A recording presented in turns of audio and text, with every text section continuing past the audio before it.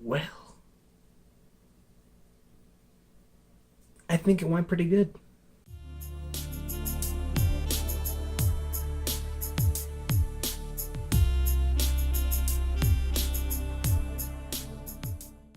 Yo, everybody, this is the TheHexedMan, and today I'm going to be doing a tiny little breakdown, hopefully tiny, it's pretty late, of RWBY Volume 6, Episode 1.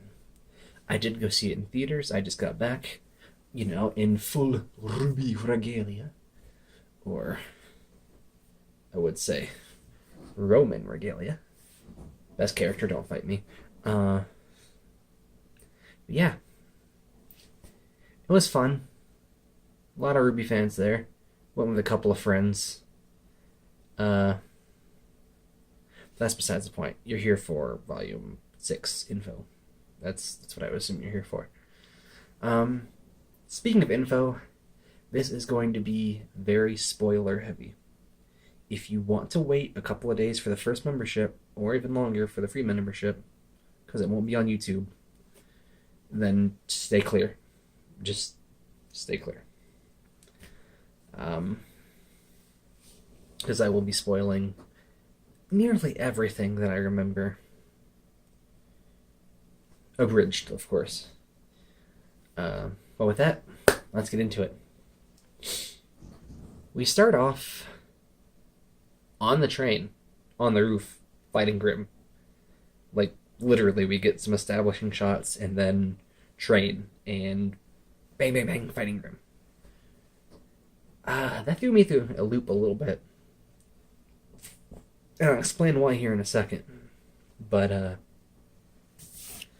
so, it does, like, the little close-ups of everybody fighting, got a little bit of a screen time for each character, RWBY, Weiss, Blake, Yang, Jean, wow, Ren, Nora, Qrow, Oscar.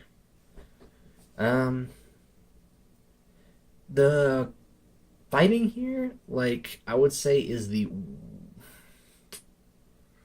I don't want to say it's the word. I don't remember if this is, I don't know if I'm swapping these two around. But I know there was some fighting in this episode that wasn't quite doing it for me. But it was of the smallest minority. The rest of it was pretty good.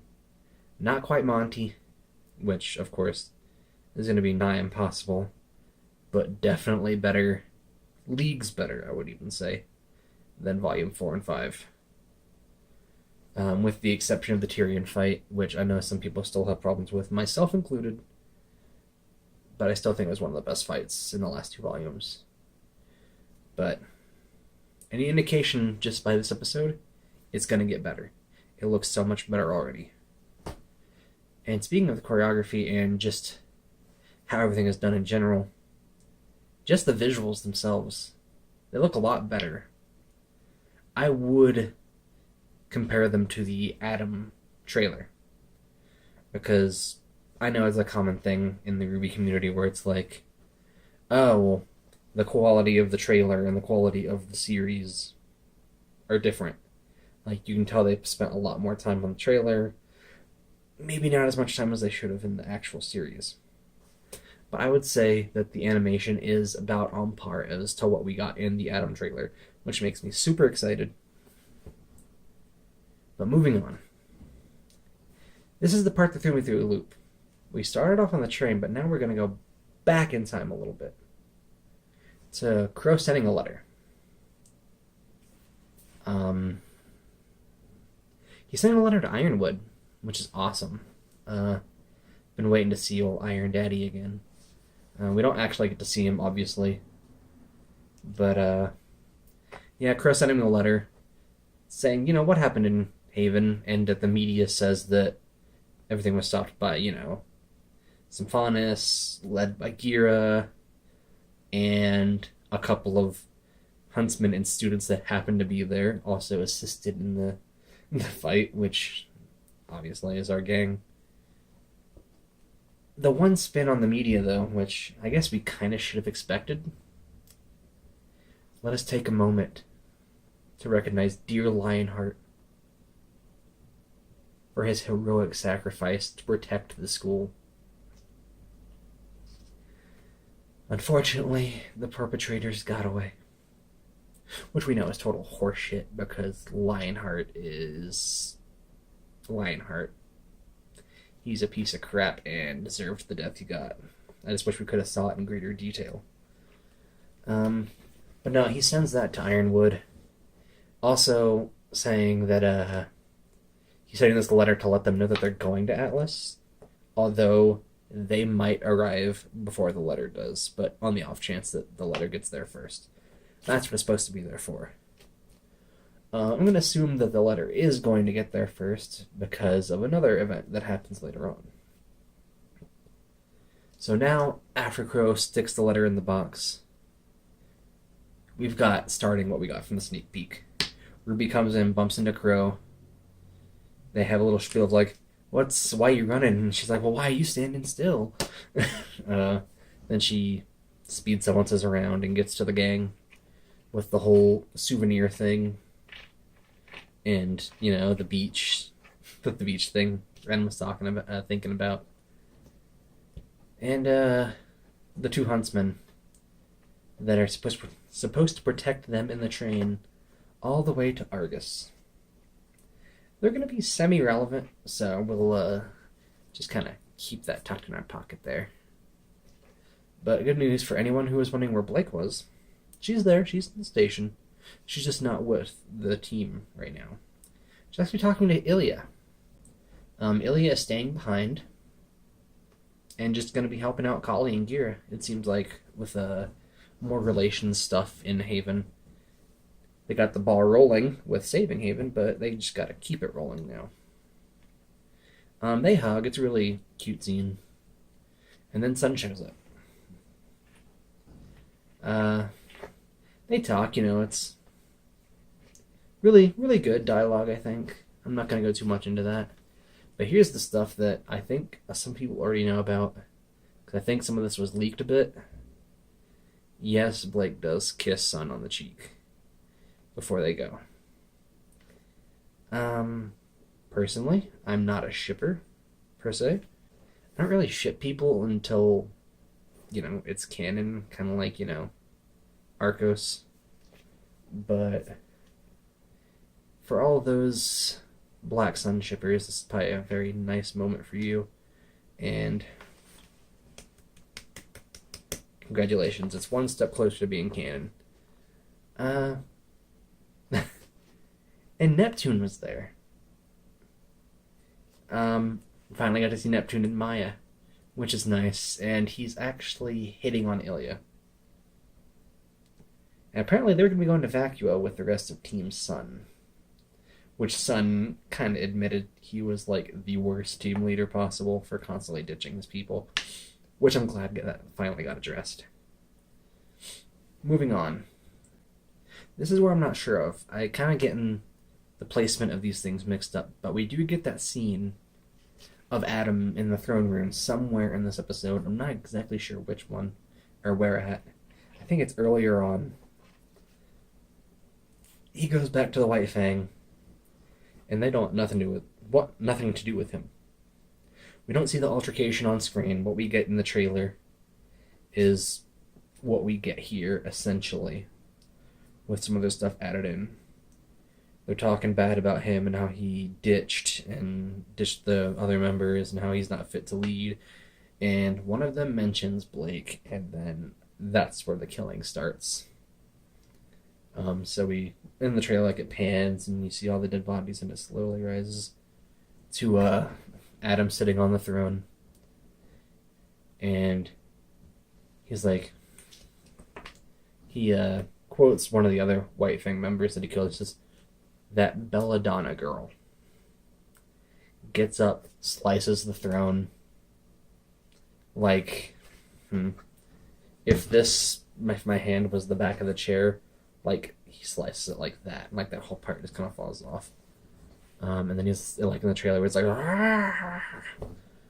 It's like, good for you, you're still a whiny bitch, gotcha. I love Adam's design. Please make him more dangerous and less of a whiny edgelord. Thank you.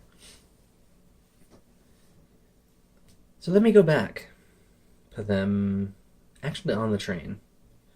we get this cute little moment where Team RWBY is sitting in their, like, area with actual bunk beds. Not 4 beds being held up by just the sheer will of God. Just actually bunk beds. I just had to point that out because that's a huge thing in my book.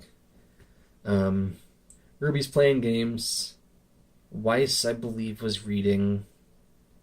I don't remember what Yang was. She was looking at a magazine with a motorcycle in it, which looked like Bumblebee. So, guess it's not a unique bike. And Blake's staring out the window. RWBY challenges everybody to games, and Yang's like, "Oh, okay, yeah, if you want me to cook your butt." Then Qrow walks in, and it's like, "Hey, Qrow, you want to join us?" And he's like, "Oh yeah, if you want me to kick your butt." And he's got this little martini glass with like the lemonade on, or the lemon half on there, and the train just shakes, and he drops it, which total party foul, Qrow. And the Grimm attack. They all climb up to the roof,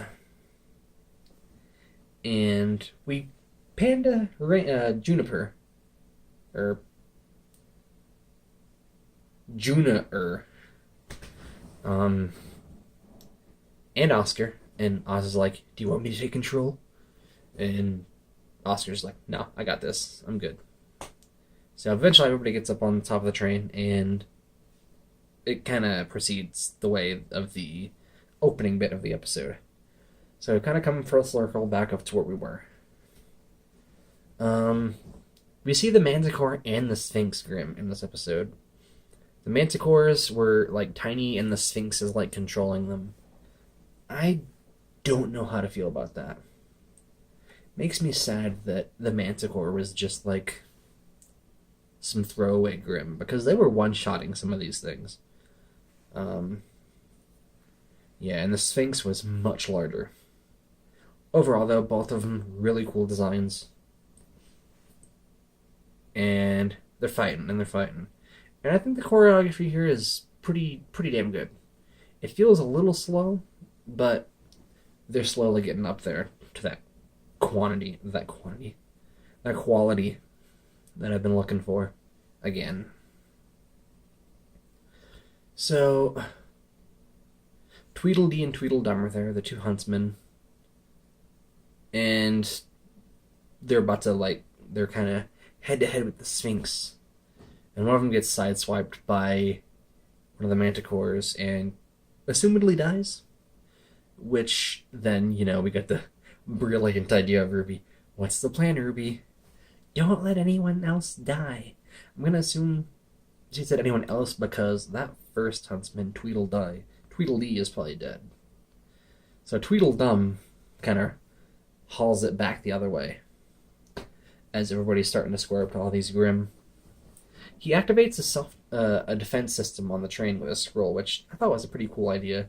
Kind of puts armor over the windows and bars everything's up.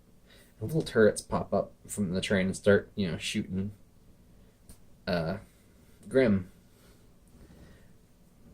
The fatal flaw, though, is that's attracting Grimm towards the front of the train, where all the passengers are, instead of the back of the train where all the huntsmen are. So Qrow tells Oscar to go run and tell that guy to turn it off, which he's being a douche. He won't do it. He's like, "No, this is what's keeping us alive," and blah blah blah blah. We're gonna start backing off, and like, "Oh, I wonder why the Grimm are leaving." Oscar turns like, "Tunnel!" And they'll have to get under. They make it, but Tweedledum is slightly too slow, and on his way in, his arm hits the side of the tunnel. This is my other gripe. You showed us blood in the Adam trailer. You've shown us dismemberment with Yang's arm. Why does it look like he's only got a fucking bruise when that should have clearly ripped his goddamn arm off, if not his whole, shoulder-ish part down? He only had, a slight bruise on his arm. That, I don't know. That was one of the few things that really annoyed me in this episode. Like, it's kind of hard to care about stakes when, honestly, a possibly fatal injury is treated like a bruise. I get it. He probably has aura that kept his arm on, but come on, that's gotta fucking do more than that. Pardon my language. Um, but no, moving on. John starts to, Jean starts to heal his arm, and they're trying to strategize. Qrow is trying to convince the guy to turn off the defenses, and he doesn't, and then suddenly RWBY asks him, and he does. I don't know, maybe Qrow is being too aggressive, or maybe his bad luck semblance was kicking in and making the guy just refuse him outright. I don't know. But I guess when RWBY asks, it's totally fine. So they had an idea to turn off the defense systems, and then Ren being amplified by Jean, making everyone invisible to Grimm. Then hopefully the Grimm would stop the pursuit, and happy, happy fun times. Well, we get a new tidbit of knowledge that the team seems rather upset that was kept from them. That's the fact that the relic attracts Grimm. Yeah, Ozpin, I feel that's one of the things you probably should have fucking said when you went out into the wilderness full of Grimm. That the little lantern is literally a lighthouse for Grimm. I can understand why everybody else was pissed off about that. I was pissed off about that. Come on, Oz. You've lived thousands of years, presumably, and you didn't even get that right. But, White Knight RWBY, we can discuss this later. That's not important right now. Well, I do agree that every second being wasted talking about it is time wasted not fending off these Grimm. That's something that better come up again. And I'm going to assume in the trailer is what everybody was so freaking angry about when they were looking at Oscar.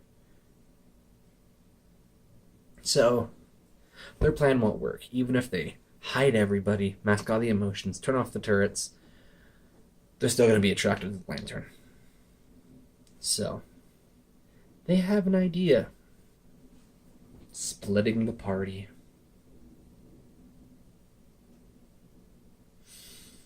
Yeah, they split the party. You never do that. Hopefully it turns out okay, but I doubt it. It's RWBY. So the new plan is all of Team Juniper is going to mask the people from the Grimm and turn off the defense systems and all that jazz. Simultaneously, Team RWBY with Oscar and Qrow are gonna pull a Blake from her first trailer, cut the cars off, separate them, and they're gonna stay behind as a distraction while everyone else goes. It's a good plan. For the considering that they can't, that the relic's gonna attract the Grimm. I mean, it's the best plan they can come up with at the time. So I give them that. It's better than. Don't let anyone else die. So that happens, and they fight the Grimm more and more as everyone else escapes.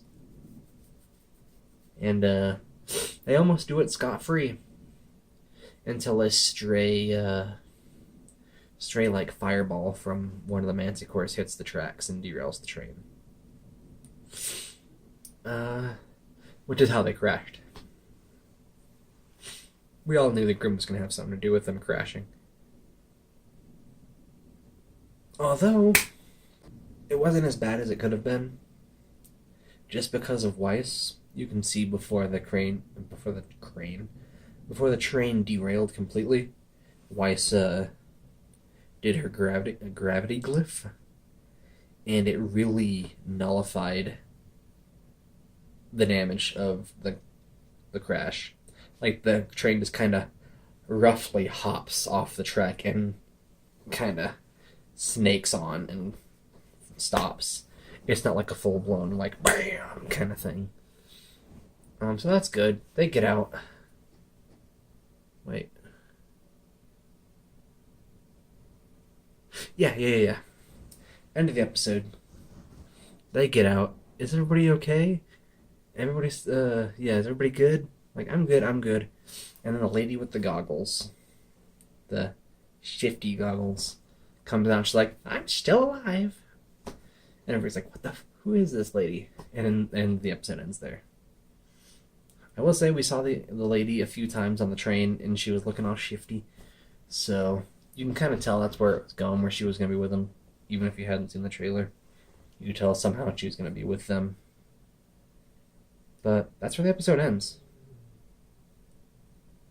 And that bothers me just because of the fact that they didn't show us the opening. Usually when the first episode ends, we see the opening song. There was none of that. So, that hurts, Rooster Teeth. Didn't even let us see the opening. Maybe you had too many spoilers for the 2 days that people aren't going to see it. I don't know. Although there was another scene. It was very, very, very brief. Where it sounded like Emerald was like, I can't believe he did that. Or like, can't believe he would have done that. Or something. It was clearly like in Salem's realm. And it just showed a door. And then swore I heard Mercury say something, and then that was it. It's like maybe a 20-second scene. I don't know what that was alluding to. But it was there. So I'm sure it's going to play some importance. Maybe it's going to be like Volume 5 or Volume 4.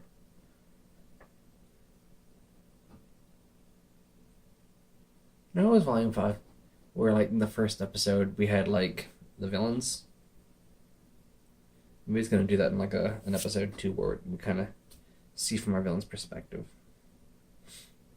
And the last thing I want to mention that I forgot to mention is when Blake cut the car, very reminiscent of her Volume 1 trailer, she saw like an Adam-esque figure with a hood on the other side, kind of like how when they separated in the trailer.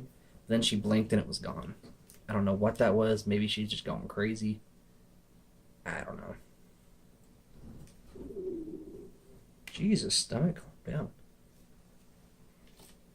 And I lied, there's one more thing I forgot about.